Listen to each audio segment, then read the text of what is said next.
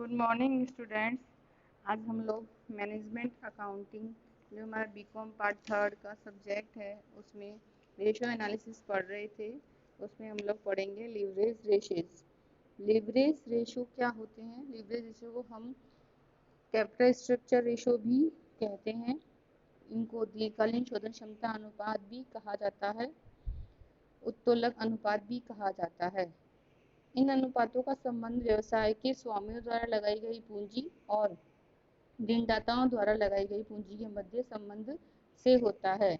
यह अनुपात जोखिम पूंजी अर्थात समता अंश पूंजी के माध्यम से ऋणदाताओं को प्रदान किए जाने वाले सुरक्षात्मक आवरण का मूल्यांकन करने में सहायक होते हैं।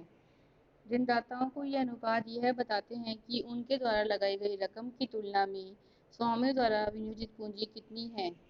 व्यवसाय के स्वामियों को ये अनुपात ये बताते हैं कि उन्हें ट्रेडिंग और इक्विटी से कितना लाभ हो रहा है तथा अतिरिक्त पूंजीकरण का प्रशासनिक नियंत्रण पर क्या प्रभाव पड़ेगा। इसमें हमारा फर्स्ट है डेब्ट इक्विटी रेशो, ऋण क्षमता अनुपात। यह है डेब्ट डिवाइड बाय इक्विटी। इसमें है डेब्ट का मतलब आपकी लॉन्ग टर्म बोरोइंग्स और शॉर्ट टर्म बोरोइंग से होता है।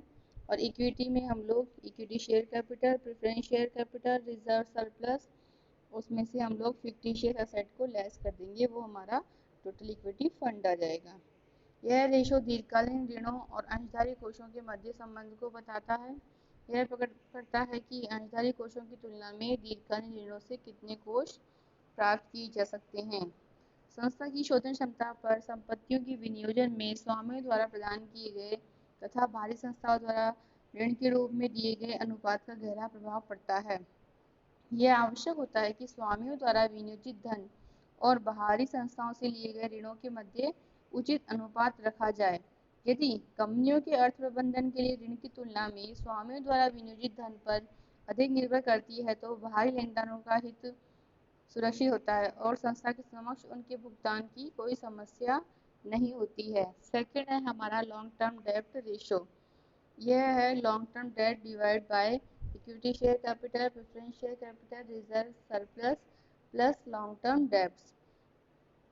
इसके बाद थर्ड है हमारा डेब्ट टू टेंजिबल एसेट रेशो। यह बताता है कि टोटल डेब्ट डिवाइड बाय टोटल एसेट्स, उसमें से हम लोग टोटल एसेट्स में से लेस कर देंगे इंटेंजिबल एसेट्स को इनटू 100। ये हमारा डेब्ट टू टेंजिबल एसेट रेशो हो जाएगा। यह बताता है कि जो हमारी संस्था में हमने दीर्घकाल ऋण लिए गए हैं उनकी तुलना में हमारे पास कितने टेंजिबल एसेट्स हैं।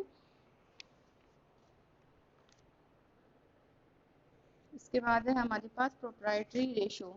प्रोप्राइटरी रेशो हमें बताता है कि प्रोप्राइटरी फंड और टोटल एसेट के मध्य अनुपात को व्यक्त करता है। यह बताता है कि फंड की तुलना में हमारे पास कितनी टोटल एसेट्स है।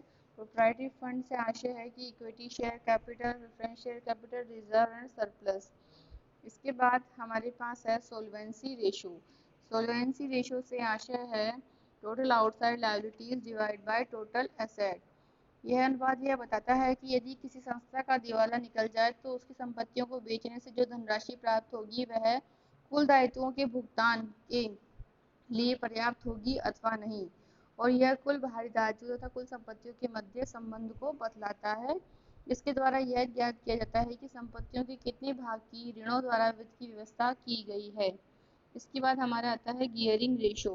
Gearing ratio means variable charge वाली कैपिटल और फिक्स चार्ज वाली कैपिटल के मध्य संबंध। Gearing ratio is equals to variable charge capital divide by fix charge capital. Variable charge capital में है हमारे पास equity share capital plus undistributed profit and reserve, और फिक्स चार्ज कैपिटल में है हमारे पास preference share capital plus long term loans. इसके बाद हमारा नेक्स्ट रेशो है डेब्ट टू डेब्ट सर्विस रेशो। यह है net income before charging interest and income tax divide bye interest payable. इसके बाद हमारे पास आता है प्रेफरेंस डिविडेंड कवरेज रेशो। यह है हमारे पास net income after interest and tax divide by preference share dividend. यह बताता है कि नेट इनकम आफ्टर इंटरेस्ट और टैक्स और उसमें प्रेफरेंस शेयर डिविडेंड में कितना अनुपात है। यह अनुपात ये बताता है कि ब्याज व कर के भुगतान के पश्चात संस्था के लाभ पूर्वाधिकार लाभांश का कितना गुना है। Thank you students.